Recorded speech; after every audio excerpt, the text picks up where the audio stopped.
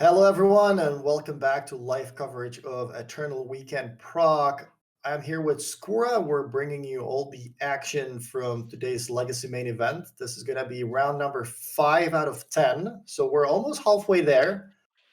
The top 8 is going to be played tomorrow because 10 rounds in one day, a lot of magic. It's going to be pretty late, so we're leaving the top 8 for tomorrow. We're also going to be bringing you the vintage main event tomorrow, so that's also going to be very fun, looking at these all these old school cards. This is the event schedule. So today we started 11 a.m. local time. If you are going to be tuning to our coverage, same starting time tomorrow. We're going to start with the Legacy top 8, followed by the rest of Vintage Swiss and the Vintage top 8, crowning the Vintage champion as well as the Legacy one. There are some very special prizes. Maybe we have that slide ready. We could take a look at that. I'm not sure if it's ready, but usually at these events, there are these special promo prizes that are provided by Wizards. The top 8 of the Legacy event each gets a special alternate art copy of this Dragon's Rage Channeler, and the winner, on top of that, gets this oversized Force of Will painting. So these cards you keep seeing at the prize walls, at the events like MagicCons. This one is a very special one. It's a Force of Will with special art. So I can only imagine it's going to be a one-off. Like there's probably not going to be too many of those in the world. So something very, very cool for the winner. And I think the vintage event actually has a Black Lotus with special art, oversized, the special painting for the winner as well.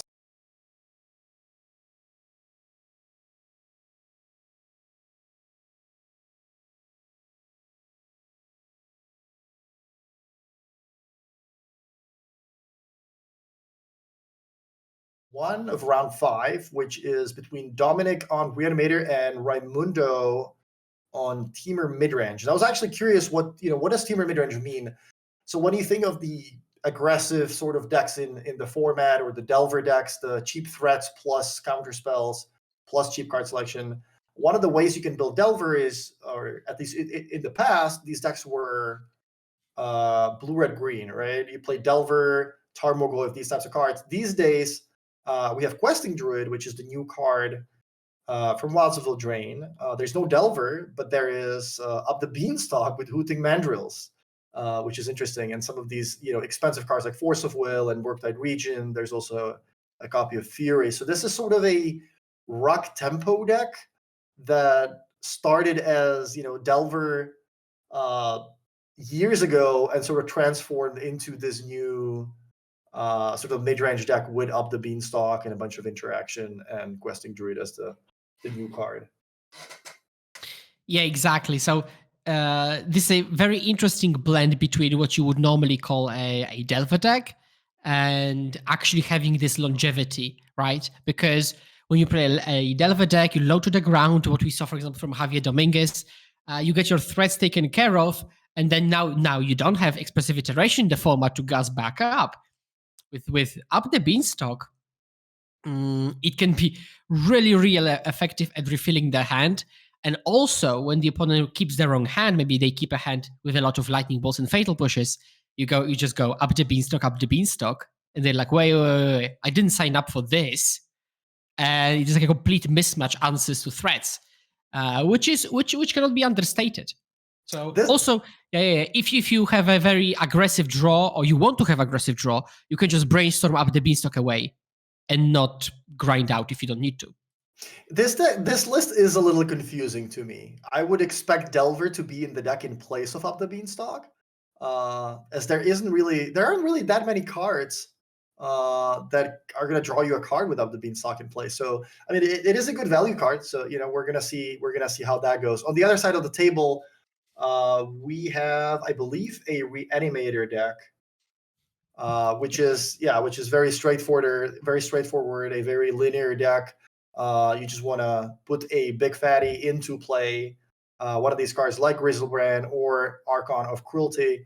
You can use cards like Entomb, cards like Fadeless Looting, and then use a Reanimate effect like Exhume, like Reanimate, to bring it back from the graveyard. Obviously, one of your best draws involves Dark Ritual. You can do it on turn 1 and make it so the opponent doesn't really get to do anything before they're dead. Yeah. It is going to be pretty fast and require a very specific answer. One thing I'm surprised is not in the Temur deck, and I think you will agree with me, is the card that you think is one of the better cards in the format, Lorien Revealed. Right. Because Yeah. while its face value pretty decent, you even said there are like 4 functions of the card. Here you would have a 5th function, which is triggering up the beanstalk, right? And Right. so I'm particularly surprised that in this deck you just don't have them. Don't any Lorien. So our Lorien count will not go up this round, unfortunately.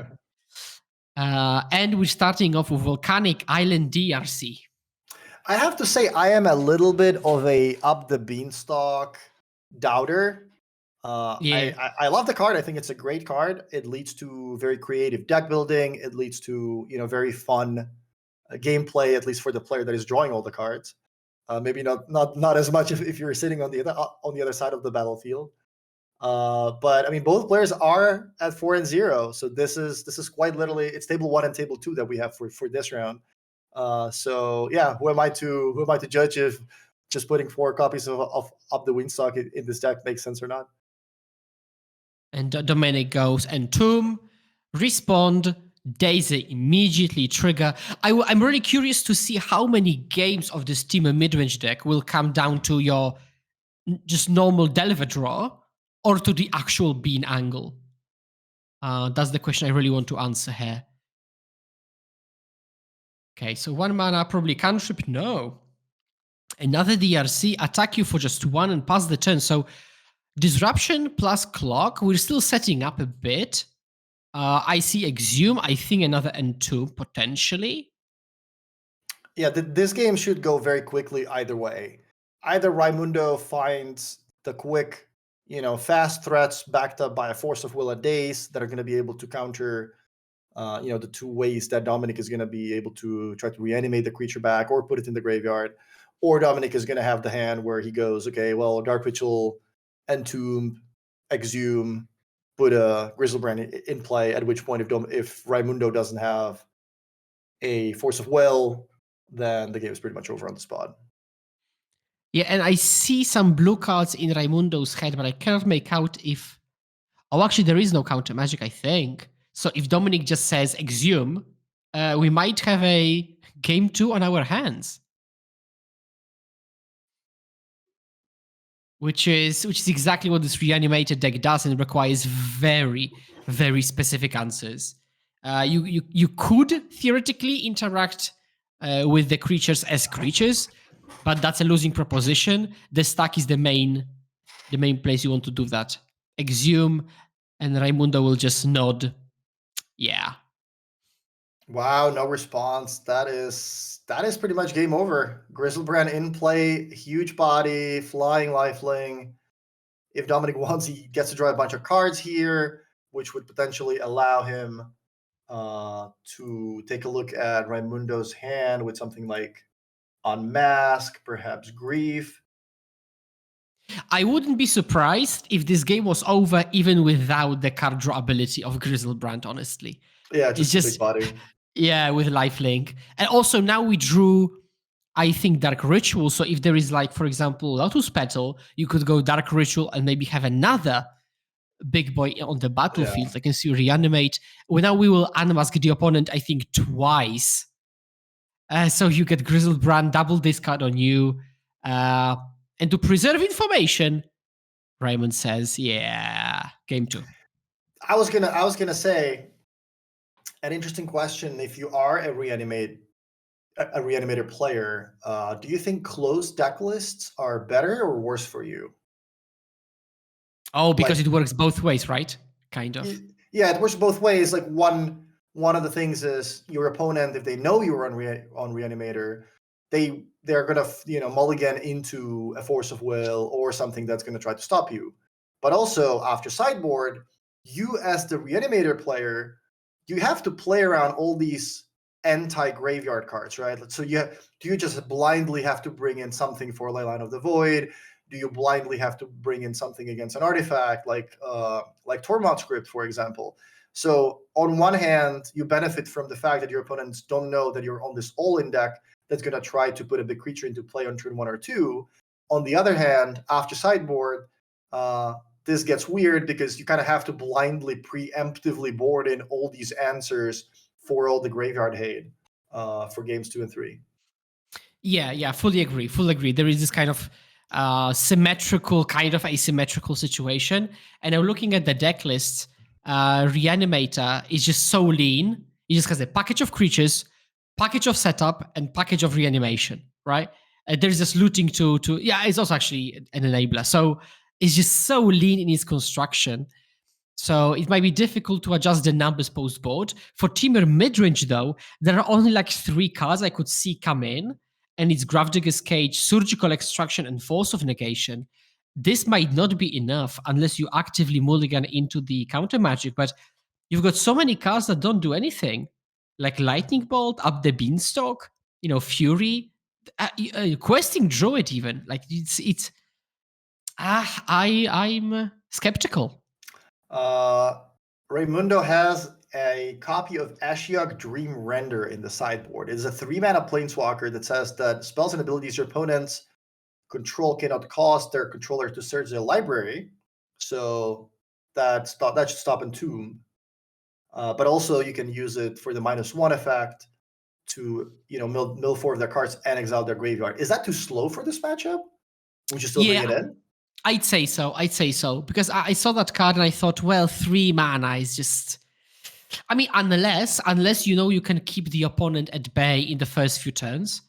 But the issue is that even if you activate Ashiok, like it's on the field, you activate it, the opponent can still go, okay, find a creature, reanimate, like on a single turn after the Ashiok activation, right? Because it's not a static graveyard exile. So you can very easily power through it. Like literally, you just need Entomb in hand plus reanimate, and there you go. You play around it.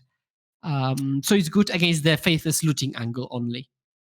It's expensive, but I think I would still bring it in. As you mentioned, Raimundo doesn't really have that many cards to bring in. So even though it's a card that is going to cost me 3 mana, at which point I might already be dead, like what happened in game 1. Oh, there is a good catch from. Yeah, please go. Yeah. It still seems relevant to bring that in, or worst case scenario, it still pitches to Force of Will. So at least there's that. Yeah, I wanted to say that there is a very good catch from chat that I omitted because, Ashiok is not a popular card. You cannot Entomb with Ashiok in play. So I guess that limits the number of options. You'd have to self-discard, which does narrow down the options. So makes it much more appealing, certainly, yeah. And as you said, might as well be pitched to Force of Will if need be. In Dominic's sideboard, something he perhaps could preemptively bring in as a show and tell. You might have Tormod Script, Gravedigger's Cage, Leyline, whatever in play. I might just use my show and tell to put Archon or Grizzlebrand into play, and playing against a deck that is more of a tempo deck with smaller creatures, like that Dragon's Rage Chandler, or putting in a 1/1 Questing Druid is not that big of a deal. I think that is a card that I would certainly consider bringing in if I was in Dominic's seat. And yeah, double Lotus Petal, land in play. I think he actually does have Show and Tell in his hand. Yeah, I he think does. there is a Grizzlebrand as well. Is he going to go for that? Oh, I think no. He's playing it slow. Wow, about sacrificing the Lotus Petal instead of the fetch line. Interesting. Yeah. Okay. Looking at Unmask, so I think it's land, Unmask, Reanimate, Show and Tell, and one more card I cannot really make out. I think I like Dominic going slow here. If you go for that Show and Tell turn 1, then that's a very big all-in play against a deck that's running 4 copies of Daze and 4 copies of Force of Will. You're going to have to sacrifice both of your Lotus Petals, and if that gets countered, you're stuck on 1 land. And you don't even really know which land to fetch, right? You need a red source for Faithless Looting, you need a blue source for Show and Tell, you need a black source for everything else. So you might not really want to crack that fetch line right away, and going for that all-in play of Show and Tell would be maybe too aggressive. So Dominic goes for a little bit of a slower line, uses the Fadeless Looting, puts Grizzlebrand onto the battlefield. So half of the work is done. It looks like he actually got a copy of Reanimate, so that would allow him to put Grizzlebrand into play while playing around Days. And now he's left with Show and Tell, Unmask a land. Now Show and Tell not very impressive at this current juncture, but he could top deck a big creature, play a land, and then slam Show and Tell.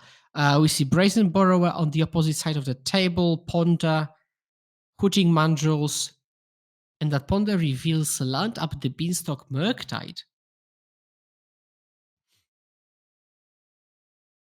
Yeah, Brazen Borrower, another impactful card for the matchup, although by the time your opponent gets an Archon or Grizzlebrand into play, it certainly buys you some extra time, but at the same time, your opponent's going to have a lot of extra cards, or the Archon is going to, do something bad to your board. So, it is an answer, but certainly not the perfect one. Okay, shuffle with Ponder. Yeah, as we've already talked about, this game will go very fast, one way or another. I assume it's going to be all over on round or turn 3-ish.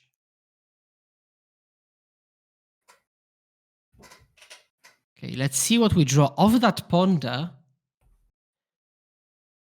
we will probably really want to see a Daze there. Oh, let's go.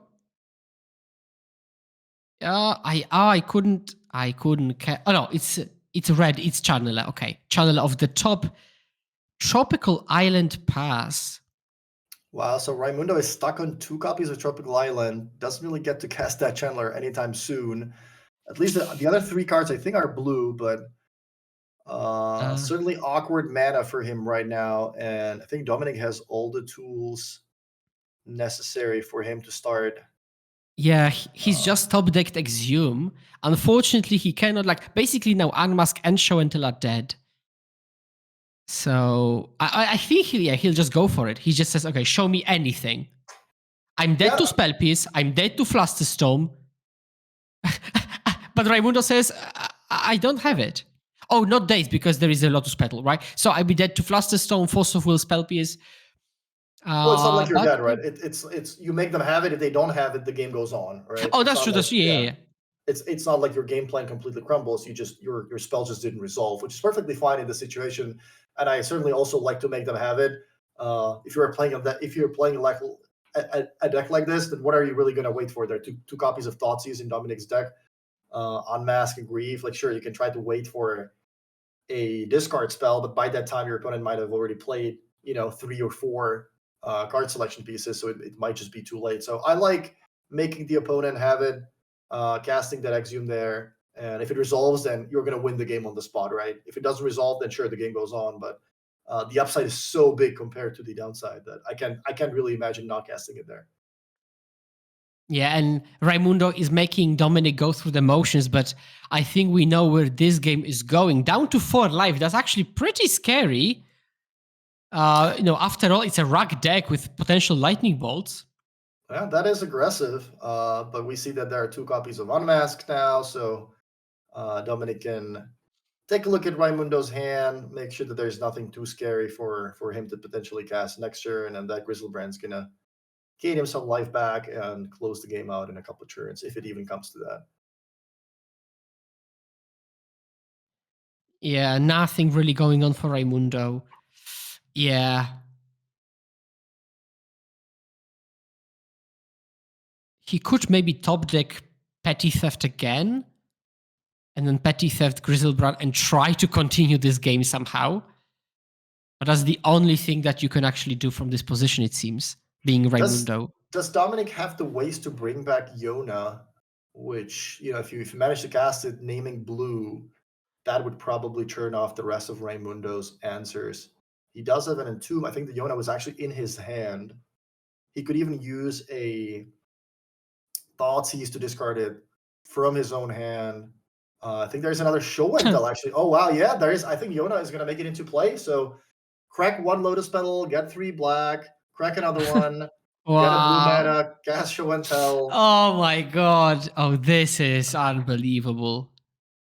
After discarding both of your creatures, there is the Iona Shield of Emeria, naming, I assume, blue. Yeah. Wow. This is vicious. Ha. And your turn, yeah. Now it's yours. Yeah. Oh, he also entombs because he might as well. Yeah, it's just, yeah. I mean, Rain Window says, okay, Wow. well, yeah, that's it. There's nothing I can do. I'm pretty happy we got to show up this match. It was really quick, but I think Reanimator is certainly a part of the meta game. Actually, a Czech player, Lukáš Jaklovský, was able to win the Magic Online Championship Series 3, I believe, which qualified him to Worlds next year, which qualified him to Pro Tour Chicago. So he was also using Reanimator. Now we had Dominic moving on to 5-0. So this deck is certainly, a big player in the metagame. It should be respected. That was our table 2, I believe, and we're moving over to our backup feature match, which is table 1 between Andrew Arconti on Monored Prism / Control, whatever you want to call it, / Midrange, playing against Mohamed Siddiq on Jund. So good old, fair Jund deck featuring some very fair Magic cards like Tarmogoyf. Yeah, Not something you see in the format very often. It's an actual Jund deck. Now, I just want to say one thing. Stomping Ground. There is an actual stomping ground on the battlefield. So you might say, okay, does he play maybe 4 Tigers and he needed like a 5th Tiger? No, there are 0 Tigers. So I can only imagine that he maybe played like 0 red-green cards and said lands. And he said, well, I actually really want a Tiger, but I don't have Tiger.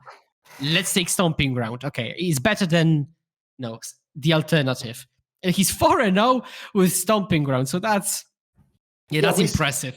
We see some decks in the format running, Watery Grave. At that point, you probably know it's Death Shadow, which actively want to hurt themselves. But yeah, I mean, in some decks you might just replace your Legacy Duel with the modern one, and if it's a hard to find card. But looks like we're joining in the middle of game 1, and there's a lot of stuff happening on the battlefield. So there's a Dark Confidant, which seems a little beat up. So that's seen a lot of play already. Umezov's GT, a card that is banned in Modern, Tarmogoyf, and an Orcish Bowmaster on one side of the battlefield, staring. I believe that's a flipped Kiki-Jiki. So that's the Kiki Reflection. There is a Unlicensed Hearse. And Trinisphere, I think. Trinisphere, Chalice, Magus. I think these are the 3 cards. Okay. Yeah, Trinisphere, Chalice, Magus, exactly. So everything costs 3. Now we saw Boseiju added to hand. So this could come in and disrupt the Chalice or Trinisphere or Unlicensed Hearse, but it's certainly a prison deck because everything on the battlefield is locking something from Mohammed. He's got access to green, red, and black, so that's not really an issue when it comes to Magus. And I can see chat is very excited to see Jund getting into action, and I'm not surprised. This seems like an attack. They're confident and Tamagov handing Jita into the red zone.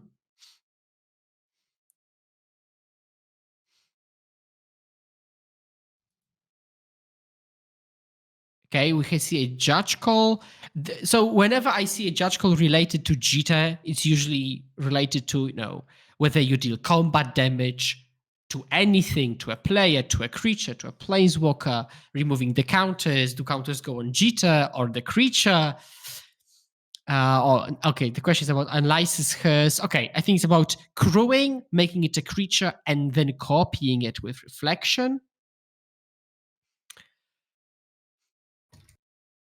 So they're discussing what would happen then. So I think it's a similar situation to what happens when you, for example, animate a land and then make a copy of that. And unfortunately, that copy becomes a land. And I know because I've created my fair share of tapped Hall of Storm Giants that were meant to go into combat. There is one interesting question. Do you need to pay 2 life for Stomping Ground under Blood Moon or Magus? The answer is you do not, because it's an actual mountain. Same goes with like Fastlands, like Seachrome Coast. They just enter play, regardless if they're the second or the 11th land coming into play. And that changed, because in the past it used to work the way, you'd expect to, right? So you'd have to pay the life. When was the last time you saw Umezawa's Jite in play? Oh, ooh la la. That's a long time ago. For Probably me, that's a Cube. very long time ago. Yeah, I think Pro Tour Austin.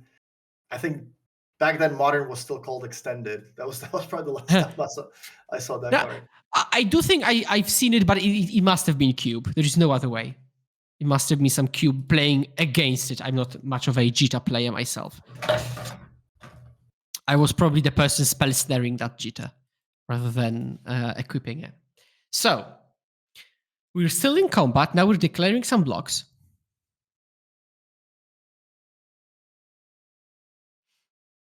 Andrew at 18, Mohammed at 16. So life total's pretty high still. So now we see block with Unlicensed Hearse as a creature, then activate, make it bigger. That's a good sequencing there. If you activate before blocks, you wouldn't be able to block because it'd be tapped. Yeah, Unlicensed Hearse against Tarmogoyf is not exactly a fair battle. That Tarmogoyf is going to start losing the numbers pretty quickly. It's already down to 1 and 2, I believe. Oh no, it's just 2 and 3, but I think there's only 2 lands in the graveyards. Yeah, right? yeah, that's true. That's true. And it's a sticky situation with who's responsible for the die tracking, right? Because the moment you put a die that tracks Tarmogoyf, I think you are responsible for it. And currently it is not a 2-3, or at least it doesn't seem to be. Okay, yeah, now we're changing it. 1 and 2.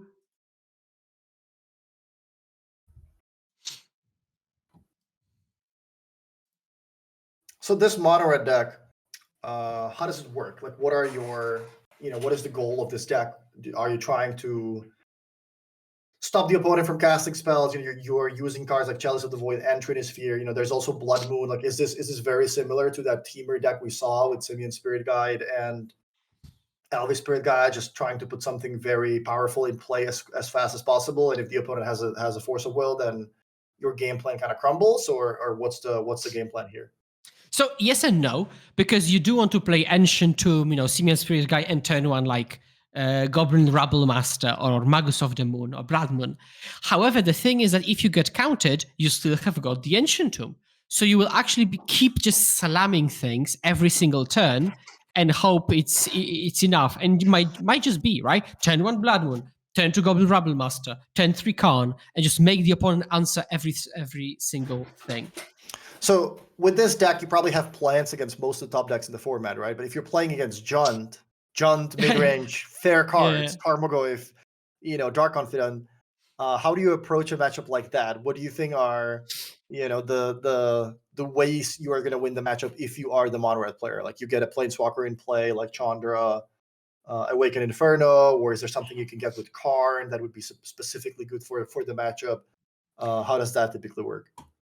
The main thing, or the main question I want to ask myself is whether my opponent is a blue deck, right? Do I need to play around counter magic in any capacity? And the moment Andrew knows it's not a blue deck, that changes the equation, because he knows whatever he slams sticks, right? So he can just go for the best play every single time, rather than, for example, try to force it through a force of it, right? So play something worse earlier to then resolve something else later. So in this particular case, Trinisphere nicely taxes the mana, in this case, Mohammed can still double spell, but the game has been going on for quite some time. But your end goal, I think, is Mycosynth Lattice in general, because it basically shuts off the opponent completely. Now, in this particular case, it doesn't work because we know there is Boseiju, so Mohammed would just float mana and Boseiju Mycosynth Lattice. So Andrew is getting something with Karn here. I didn't quite catch what exactly the card was. I think it was one of the box stoppers. Yeah, it was some kind of alternative. Oh, these are attacks. How are we just going in? So Andrew says, okay, let's get this game over with. And if the scores are correct, it seems like we are 0-0 in this particular match. That certainly did look a little bit like Ensnaring Bridge from the Lord of the Rings collector boosters. So maybe Andrew wants to slow the game down a little bit, enjoy his Karn advantage in play. Although he does now seem to be tapped out, and I don't think there is much he can do about Karn potentially taking the damage here. But looks like Mohamed is attacking. Andrew puts Karn to 2.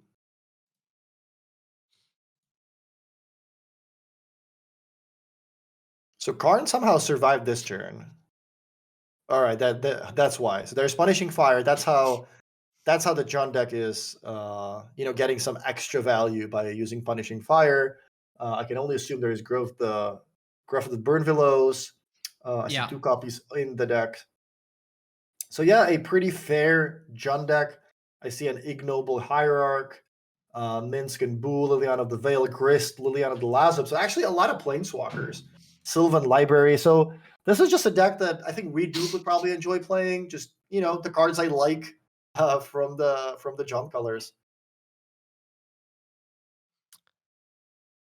Okay, so now we see Fable into the graveyard, and let's untap. Draw. Oh, Chandra, Awakened Inferno off the top. 3 copies in the deck, and it has a -X ability to shoot X to target creature or planeswalker, and then exile if it dies. However, we're slamming. Is that Ensnaring Bridge? Ensnaring Bridge. It is, does right? seem like it, yeah. It does seem like it, yeah. Oh yeah, the Magus turns off the extra mana from City of Traders. So there's only 3 mana for the Ensnaring Bridge, but Andrew still has 3 cards in hand. Yeah, this game looks pretty sluggish. They're trying to fight it out, and both players play their spells. There is a bit of combat, but yeah, now Orcish Bowmaster has to get in because it can actually attack from under the bridge. Andrew has 3 cards in hand, so he somehow needs to empty it, and I'm not sure how reasonable that's going to be with Chandra Awaken Inferno in hand. Trinisphere, Magus, Chandra. It's going to be difficult to go down to 0 cards. So what Mohamed can do is attack with Bowmasters under the bridge and then use all the counters to pump it for lethal. I mean, the moment we have the requisite number of counters, of course. And no blockers on Andrew's side. It's a long way to go, but certainly that's a great play you can make. Yeah, you can have an Ornithopter and 20 counters on Wizard's Jitte. That's going to allow you to attack through Ensnaring Bridge. So certainly an option Mohamed has this game. So because there is only Magus, you can, for example, use some counters to kill it earlier and then have a relatively clean attack. I also assume there are more Punishing Fires in the deck to be drawn. So I'm less scared of the blockers. And now we see Ramunap Excavator that can replay mountains from the graveyard.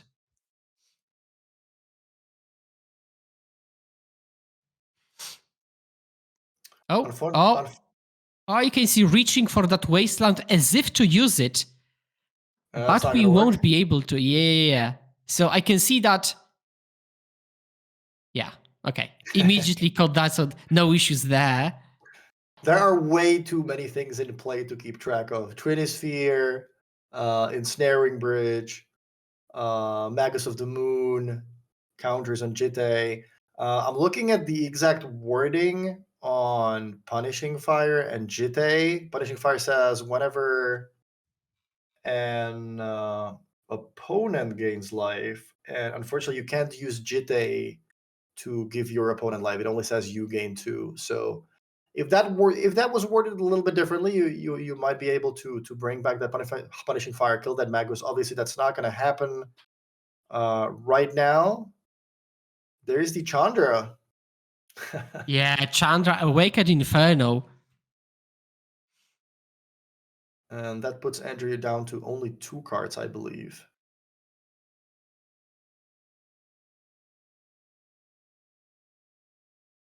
Yeah, 2 cards in hand. Chandra enters the battlefield with 6 counters, so we -3, which is deal 3 damage to each non-elemental. We leave Tarmogoyf because it doesn't do much. Now, double Ignoble. So, speaking of the Ornithopter thing, like you said, the same goes with Ignoble Hierarch. And Ignoble might be a very important addition there. The issue, it dies to Chandra very, very easily.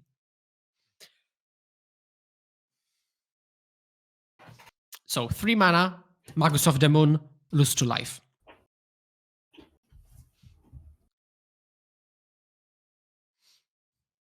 So the good old combo of Ensnaring Bridge plus Planeswalkers, certainly not staring down a Tarmogoyf with Umezov's Jitte. Certainly not what I had on my radar coming into this tournament, but that is what we have in play right now.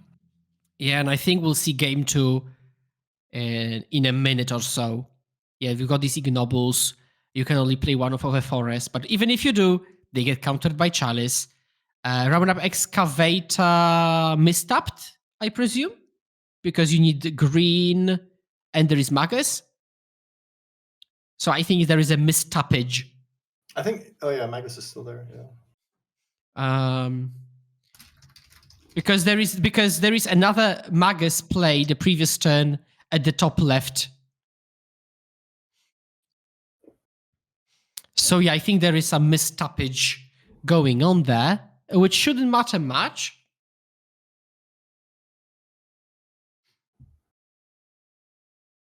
And another Trinisphere. Yeah, it looks like at this point the game is kind of locked with Ensnaring Bridge and this big Chandra. Is there anything that the Jund player can play out of their own deck? Liliana does not really solve the problem right now. It's going to take too long to get her to ultimate. Mohammed is trying to get under the bridge by equipping the excavator, but I think Andrew used something from his hand to exile it. Was that a Simian? That was a Simian Spirit Guide, right? Okay, so he just gets mana at instant speed. More importantly, going down to 1 card. So now the excavator can't attack. The Tarmogoyfs are too big. So this ensnaring bridge working overtime. Yeah, And yeah. that Chandra is quickly going to get out of hand, adding way too many emblems. Now we see a beautiful, beautiful alternative art, Golden Blood Moon. While it doesn't look like a moon or blood, it is a beautiful card, I would say. Golden Sketch. Wait, are you telling me that's a blood moon? Yeah. The golden, yeah, the golden black card is a blood moon. Yeah. Okay, the things you learn watching Legacy. Okay. And now we see Abrupt Decay on Ensnaring Bridge. I was just looking through Oh my. deck. There are 2 copies of Abrupt Decay, 2 copies of Assassin's Trophy. Oh my so god! Actually, 4 ways to get out of this lock, and yeah, I think that was one of the 4 draws that he could have drawn to. Yeah, he blocks one of the Goyfs, but he blocks one of the Goyfs, and 8 damage comes through, so it's not lethal just yet. So if that means that Chandra stays alive, Angie would be able to add another emblem to the tally, which is lethal, right? Would be lethal, although that Elizabeth's Jitte, like perhaps there are 2 counters on it. And they activated Wasteland again, but they can't because there is Blood Moon in play. So we've got the same situation with the Blood Moon effect and Wasteland. I think the Jitte is also getting 2 counters. I think there are as Mohammed's pointing out, there is still the Jitte trigger, so he is getting the 2 counters.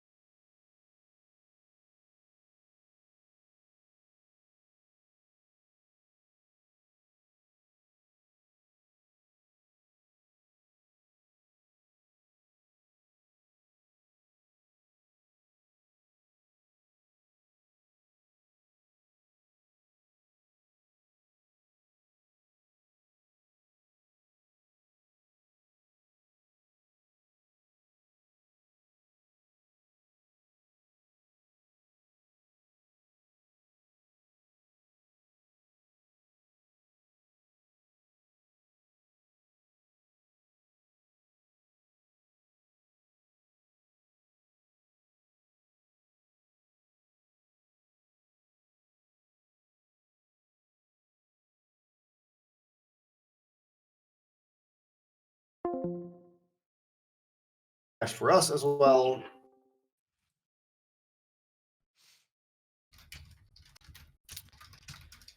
Okay, so now we're in a situation where Andrew is at 2 life, takes a draw.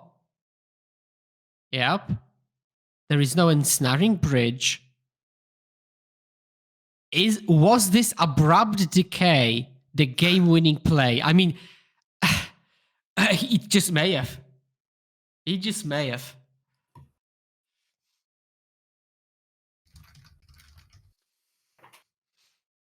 Okay, so add another emblem. You have 4. But since Andrew is a 2 and he has no creatures, he does have a lot of prison cards in play. Trinisphere, Blood Moon, but nothing that's stopping the creatures from attacking. So Mohammed just taps the creatures, gains enough life from today, and attacks for lethal. Wow! So he actually wins game 1. Wow! This fair junk deck. Unreal. Yeah. By the skin of his teeth, puts himself up a game in round 5. Remember, small reminder, this is a 10-round Swiss event, after which we are going to get our top 8, but since it's going to be a very long day, our top 8 is going to be played tomorrow. So Legacy was capped at, I believe, 750-ish players. So the top 8 is going to be starting tomorrow on the stream at 11 a.m. If you are at the venue, I think it actually starts at 9. But we want to have a little bit of a head start so that we can keep showing you live matches instead of a lot of downtime. I think we're looking at the 9-1 record to make it into the top 8. Yeah, these players are in a prime position to top 8 this event, and I look at the history of matches for Mohammed, the Jant player, who everybody seems to adore right now, and he along the way beat Ad Nauseam Tendrils, Storm, and Doomsday. So he basically says, "Give me all the combo decks you've got. I don't care." And I respect that. Wait, that can be a good matchup for a fair John deck, can it? I know. It just can't, because Doomsday can just kill you, right? Just kill you, and you have no permission and stuff. But apparently, well, with the right number of maybe endurances, pyroblasts. But yeah, one against Ad Nauseam, Doomsday, Storm. Oh wait, and 5 color. What? And against 5 color like creatures thing. I'm not sure what that is with Fauna Shaman. And Phage the Untouchable. So he actually played against 4 combos. Actually 4 combos. And now Monored Prison. So Mohammed is like, give me a Delver deck. Come on. Just give me the Delver deck. Yeah, that's pretty funny. I'm wondering if we could get that list on the stream. I'm sure there's a lot of people in the chat who are very excited about this Chun deck. If there is a way we can put the list on the stream, I'm sure you would make a lot of people happy. If not, I can tell you that you can check on MTG Melee after the event ends, or at least after day 1 already. We can try to make the lists public, so you don't have to wait for the actual closure of the event, which would be halfway through the day tomorrow. So if we are not able to bring it on the stream right now, make sure to check out MTG Melee tomorrow, and you're going to see all the deck lists from this event. I would happily give you the Phage list, but it's just way too many cards to tell you. But as a teaser, Doomwake, I can tell you it plays Divining Witch, Volrath's Shapeshifter, Phage, and Royal Retainers. And do with it what you want. But this is all I can tell you. So yes, a player is shuffling up, and as the Jant player, I can see Fury, Liliana, Dark Confident, Lightning Bolt. Very fair list. Very fair opening hand. Just the collection of the most fair Magic cards printed in a long time. Dark Confident and Tarmogoyf. If you asked 10 years ago what are the top 5 creatures in Magic or top 10 creatures in Magic, I think both of those cards would be on that list. Today we have cards like Ragavan. We have all these pitch elementals that can be played for free. But it looks like this deck still works. And Mohammed, as you mentioned, is in a prime position to make a run at the top 8. If you actually, that's pretty funny. Someone just pointed that out in the chat.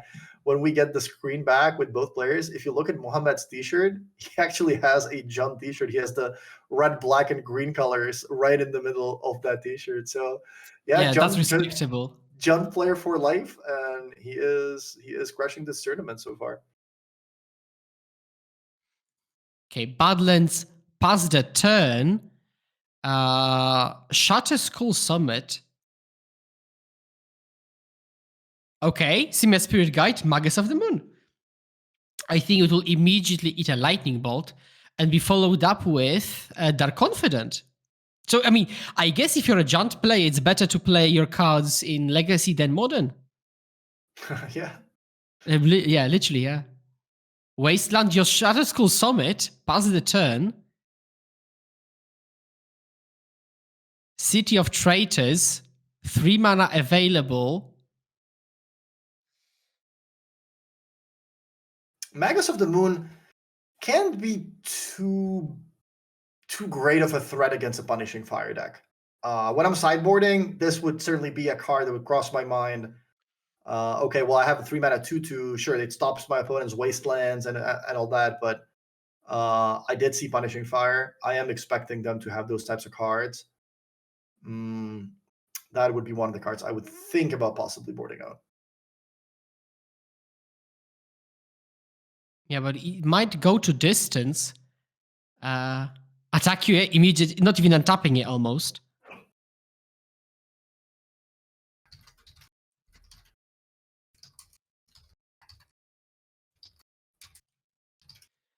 Okay, so, okay, black Shieldred's Edict.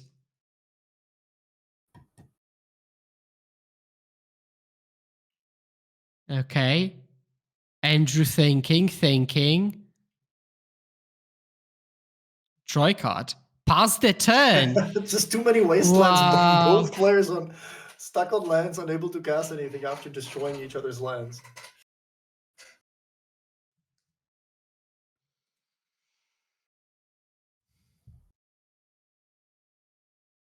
Okay, Dead Gone. So another modern classic, actually. Ignoble Hierarch, Confident, Dead and Gone. Both players just killing each other's 2/2s, and the smaller creatures dying to shocks, dying to Punishing Fires, dying to Dead Gones. And at some point, Mohamed's going to draw a Tarmogoyf, which is going to be too big to survive all the red burn spells. And like it's 2015 again, I think a Tarmogoyf is going to be able to close out this game eventually. Yeah, what are you? I really didn't expect such a match at a 4-0, undefeated table. But yeah, and also next round, Mohamed might be playing our 5-0 Reanimator player. But knowing his score against combo, I assume we will just a breeze for him. Yeah, I think what this also shows is it just shows the beauty of the Legacy format, right? It is a format where you can do some crazy things. Like we saw last game, Dark Ritual, Entomb, Exhume. You can put a big creature into play on turn 1. There are some combo decks that can win on turn 1. But there are also, some players that just want to play some good old honest Magic, just using, some good old honest cards. And apparently that's a very viable strategy as well.